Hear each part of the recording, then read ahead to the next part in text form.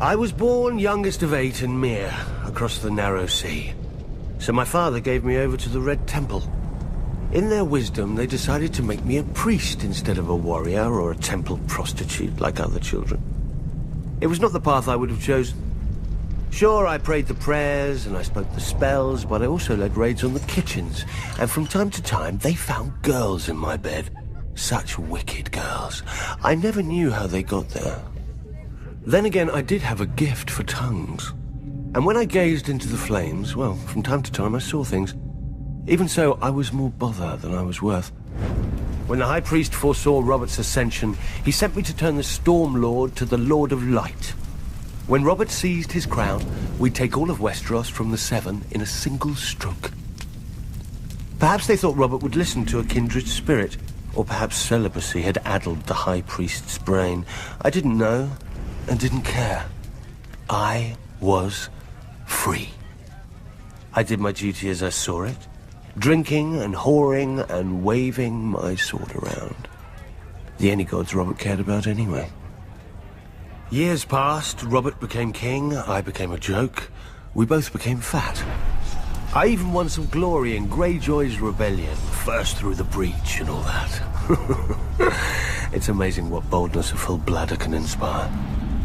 But Robert had stopped listening to my sermons a long time ago, even if I'd still bothered to give them. Then came Robert's death, and the war.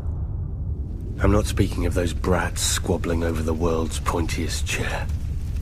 Powers long asleep are waking and moving through the land. I've seen them in my flames. Shit, I've seen them with my own 2 eyes. The Lord of Light is real. And if he's real, then all of it is real. Man once again faces the war for the dawn, which has been waged since time began. On one side is the Lord of Light, the heart of fire, the god of flame and shadow. Against him stands the great other, whose name may not be spoken. The Lord of Darkness, the soul of ice, the god of night and terror.